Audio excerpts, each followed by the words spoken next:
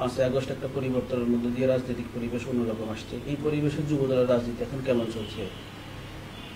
ধন্যবাদ আপনাকে। বাংলাদেশ জাতীয়তাবাদী দল বিএনপির সর্ববৃহৎ অঙ্গ সংগঠন বাংলাদেশ জাতীয়তাবাদী যুবদল বর্তমানে অন্যান্য যে কোনো সময়ের চাইতে সুসংগঠিত এবং খুবই শক্তিশালী অবস্থানেই রাজনীতির মাঠে আছে। বিএনপি ভারপ্রাপ্ত চেয়ারম্যান জনাব তারেক রহমানের নির্দেশনায় আমরা বিগত দিনগুলোতে ফ্যাসিস্ট হাসিনা বিরোধী আন্দোলনে যেভাবে মাঠে সক্রিয় ছিলাম, এখনো এই 5ই আগস্টের পরের এই পরিবর্তিত পরিস্থিতিতে আমরা সামাজিক দায়বদ্ধতার জায়গা থেকে সাম্য এবং মানবিক সমাজ বিনির্মাণে আমাদের কি করণীয়, আমাদের প্রিয় অভিভাবক জনাব তারেক রহমানের সেই বার্তা এবং নির্দেশনাগুলোকে আমরা একদম পরিপূর্ণভাবে সারা বাংলাদেশেই আমাদের যুবদলের নেতা কর্মীদের মাঝে আমরা ছড়িয়ে দিচ্ছি। এবং প্রতিনিয়ত আমি এবং আমার সাধারণ সম্পাদক প্রতিনিয়তই কিন্তু আমরা জেলা উপজেলা যখন যেখানে আমরা মনে করি যে আমাদের কথা বলতে হবে, কোনো দরকার, আমরা তাৎক্ষণিক কিন্তু আমরা যোগাযোগ করি এবং সংগঠনকে কিভাবে গতিশীল রাখা যায় প্রতিনিয়ত আমরা সর্বতভাবে চেষ্টা করে যাচ্ছি। এবং যে কোনো সময়ের চাইতে যুবদল এখন অনেক অগ্রসর ভূমিকায় এবং ভালো অবস্থানে আছে। 5 তারিখের পরে অনেকে বলছে যে, সাধারণ মানুষ বলছে যে যুবলীগের মতো হয়ে যাচ্ছে যুবদল, দখল চাঁদাবাজের মতো অভিযোগ আছে যুবদলের বিরুদ্ধে। এগুলো কি আপনাদের নজর আসছে কিনা এরকম ঘটনা? দেখেন, আপনি একটি পরিবারের সদস্য সংখ্যা যদি 15 জন থাকে, সেখানে দেখবেন যে 15 জনের মধ্যে কিন্তু 15 রকম চারিত্রিক বৈশিষ্ট্য থাকে, এক একজন এক এক রকম থাকে। আমরা কিন্তু অস্বীকার করছি না, আমাদের খুবই অল্প কিছু সংখ্যক নেতাকর্মীর নামে যখনই কোনো কমপ্লেইন এসেছে আমরা কিন্তু তাৎক্ষণিক ব্যবস্থা নিচ্ছি। ইতিমধ্যেই আপনি দেখেছেন যে জাহাঙ্গীর নামে শ্রীপুর উপজেলা যুবদলের সদস্য একটি ঘটনার সাথে জড়িত ছিল। আমরা জানার সাথে সাথে 1 ঘন্টার মধ্যে তাকে বহিষ্কার করেছি, তার বিরুদ্ধে মামলা করেছি এবং তাকে গ্রেফতার করার জন্য আমি সরাসরি পুলিশের ঊর্ধ্বতন কর্মকর্তাদের সাথে কথা বলেছি। এর মধ্যে আমি আপনাকে বলি, জেলার এসপিকে আমি ফোনে কানেক্ট করতে না পেরে আমি গাজীপুরের পুলিশ কমিশনারের সাথে কথা বলেছি, তাকে গ্রেফতার করার জন্য রিকোয়েস্ট করেছি, আপনি একটু এসপিকে বলেন তাকে গ্রেফতার করার জন্য। আমরা কিন্তু এই ক্ষেত্রে দেখেন, দোষ এবং গুণের মধ্যে কিন্তু মানুষের চারিত্রিক বৈশিষ্ট্য। আমরা রাজনৈতিক দল, এটা এর মধ্যে এত বড় একটি বৃহৎ দলের মধ্যে আপনার অল্প কিছু সংখ্যক নেতা কর্মীদের এই শৃঙ্খলা বিরোধী কর্মকাণ্ডকে কিন্তু আমরা তাৎক্ষণিকভাবে সাথে সাথে ব্যবস্থা নেওয়ার চেষ্টা করছি এবং করছি। এক্ষেত্রে আমরা জিরো টলারেন্সের আমাদের যেই অবস্থান সেটা কিন্তু সুদৃঢ় করছি। এখন কিন্তু আপনার যে কেউ যদি ঢালাও ভাবে বলে, আবার অনেক জায়গায় দেখা গেছে যে আমাদের দল করে না, কিন্তু একটা ভুল রিপোর্ট করেছে কোনো পত্রিকা।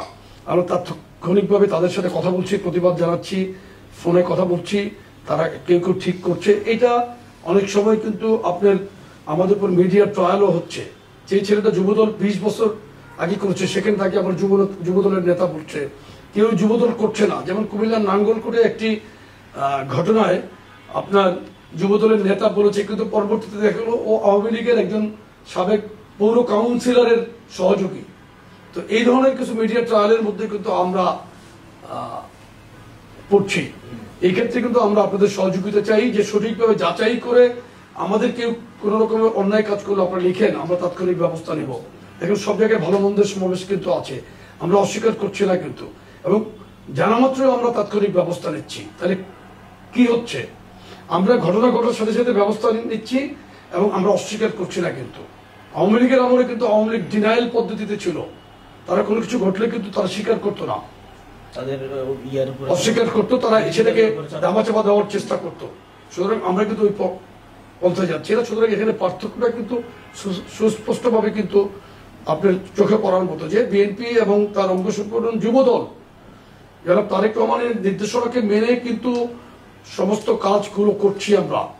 গতকালকে দেখেছেন আমাদের বিএনপির একজন উপদেষ্টাকে কিন্তু সকাল থেকে স্থগিত করেছে। তারা আপনি চিন্তা করতে পারছেন যে কাউকে কিন্তু ছাড় দেওয়া হচ্ছে না। সুতরাং এটা বলার অবকাশ নেই যে আমরা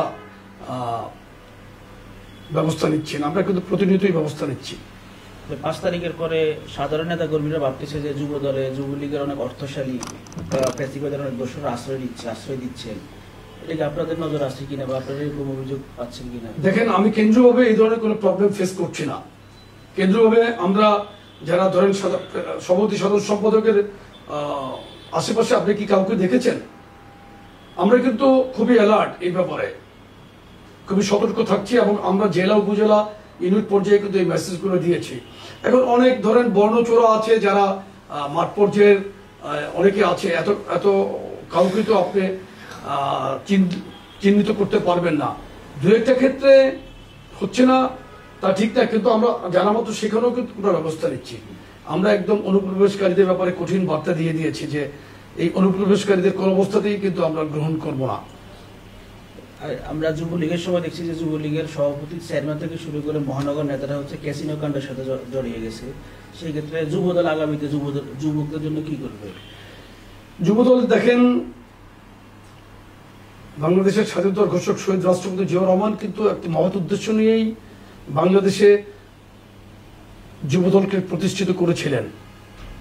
যুবদলকে নিয়ে আমরা মানব সম্পদের উন্নয়নের জন্য যুবকদের কিভাবে কাজে লাগানো যায়, যুবকদের কাজে লাগিয়ে মানব সম্পদ তৈরি করার জন্য যে সমস্ত পরিকল্পনা ছিল জিয়াউর রহমান সাহেবের, সেই পরিকল্পনাগুলোকেই আমরা আবার পুনরুজ্জীবিত করে ইনশাল্লাহ যুব বান্ধব কর্মসূচির মাধ্যমে আমরা যুবদলের নেতৃবৃন্দকে কাজে লাগাবো ইনশাল্লাহ। সেটা ধরেন পোলট্রি খাত বলতে পারেন, আপনি গ্রামে গঞ্জে আপনার প্রতিটি জমিকে কৃষিতে, এখন কিন্তু অনেক ভালো ভালো পরিবারের সন্তানরা কিন্তু কৃষিতে মনোযোগী হচ্ছে। হ্যাঁ, ফিশারি যে মৎস্য চাষে কিন্তু অনেক ভালো ভালো পরিবার থেকে কিন্তু অনেকেই কিন্তু উদ্বুদ্ধ হচ্ছে মৎস্য চাষে, ফসলি জমিতে। আমরাও কিন্তু ভিন্নধর্মী প্রচেষ্টার মাধ্যমে যুব সমাজকে এই কর্ম উদ্যোগের মধ্যে রাখার চেষ্টা করবো ইনশাল্লাহ। বিএনপির ভারপ্রাপ্ত চেয়ারম্যান বলছে সামনে নির্বাচন অনেক বেশি চ্যালেঞ্জিং হবে, এই চ্যালেঞ্জ মোকাবেলায় যুবদল কিভাবে মাঠে কাজ করবে? আমরা ওই যে বরাবরের মতো আমাদের অভিজ্ঞতাকে কাজে লাগাবো। আমাদের বিএনপি, আমাদের অভিভাবক সংগঠন বিএনপি যেভাবে কাজ করছে তাদেরকে অনুসরণ করে, বিশেষ করে চেয়ারম্যান জনাব তারেক রহমানের নির্দেশনাগুলো মেনেই আমরা মাঠে থাকবো। মানুষের পাশে থাকার যে বার্তা উনি দিয়েছেন, এই যে সাম্য এবং মানবিক সমাজ বিনির্মাণের জন্য জনগণকে পাশে নিয়ে যে থাকার বার্তা দিয়েছেন, ওটাকে অনুসরণ করেই কিন্তু আমরা নির্বাচনী চ্যালেঞ্জে ইনশাল্লাহ জয়লাভ করবো। ইতিমধ্যে আপনি জানেন যে দল থেকে কিন্তু নির্দেশনা দেওয়া হচ্ছে কোনো ধরনের মোটরসাইকেলের শোডাউন দেওয়া যাবে না, এটা কিন্তু অলমোস্ট দিচ্ছে না, বন্ধ হয়ে গিয়েছে। দু একটি ঘটনা বাদে কিন্তু কিছুই নাই কিন্তু এটা এখন। এবং আমরা কিন্তু আমাদের নেতাকর্মীদের এখনো কিন্তু প্রতিনিয়ত এই বার্তাগুলো স্মরণ করিয়ে দিচ্ছি এবং কোনো প্রকার হাট বাজারে, গ্রামে গঞ্জে কোন রকম কিন্তু বিনা প্রয়োজনে হাট বাজারে কোন রকম আড্ডা, কোন মানুষের সমস্যার এই ধরনের কোনো কার্যকলাপের সাথে থাকা যাবে না, যুক্ত হওয়া যাবে না আমরা বলছি। এবং আমি কিন্তু বিশেষ করে স্পেশালি কিন্তু আমরা খোঁজ রাখছি, প্রতিনিয়তই কিন্তু জেলার সাথে কানেক্ট থাকছি এবং উপজেলা লেভেলে কি হচ্ছে বিভিন্নভাবে আমাদের কাছে কিন্তু খবর আসছে, সাথে সাথেই কিন্তু সেটার ব্যবস্থা নিচ্ছি। সুতরাং এই নির্বাচনী আমাদের ভারপ্রাপ্ত চেয়ারম্যান যেই নির্বাচনী চ্যালেঞ্জের কথা বলেছেন, সত্যিই কিন্তু এটা একটি চ্যালেঞ্জ হিসেবে আসছে এবং এটা মোকাবেলা করার জন্যই আমরা প্রতিনিয়তই সজাগ আছি এবং কাজ করে যাচ্ছি। যে বিভিন্ন জায়গায় জেলা কমিটি নিয়ে যে আপনার বিরোধ হচ্ছে বা পদবঞ্চিতদের বিক্ষোভ করছে, এতে চ্যালেঞ্জ বাড়বে কিনা সামনে? এটা খুবই একটি সাধারণ ঘটনা, কিন্তু এত বড় একটি দলে কিন্তু প্রতিযোগিতা থাকবে, এটা আমি বিরোধ হিসাবে দেখছি না। অনেক আমাদের সাংগঠনিক কাঠামোটা আমরা খুবই সিস্টেমেটিক্যালি কিন্তু ফলো করছি। যেমন আমাদের উপজেলাতে 35 সদস্য বিশিষ্ট আহ্বায়ক কমিটি আমরা করছি, আহ্বায়ক কমিটি। জেলাতে আমরা আরেকটু বড় করছি। সেই ক্ষেত্রে কিন্তু ওই যে অনেক নেতা কর্মী কিন্তু এই 17.5 বছর, কিন্তু আমরা কিন্তু 17.5 বছরের অধিককাল কিন্তু বিরোধী দল, কারণ আপনার মহিউদ্দিন ফখরুদ্দিনের 2 বছর ধরলে 18 বছর উপর চলে গেছে। তো অনেক নেতা কর্মীদের প্রেশার আছে, তারা কাঙ্ক্ষিত জায়গায় যেহেতু স্বাভাবিকভাবে সবাইকে আমরা মানে সংযুক্ত করতে পারছি না, কেউ কেউ মনের দুঃখে হয়তো তাদের ভাব প্রকাশ করছে। এটা ব্যাপক কোনো সমস্যা আমরা মনে করছি না। এটা আমরা আস্তে আস্তেই তাদের খুব প্রশমন করেই আমরা ধরে সেটা তাদেরকে বিভিন্নভাবে কানেক্ট করে নিচ্ছি এবং নিব ইনশাল্লাহ।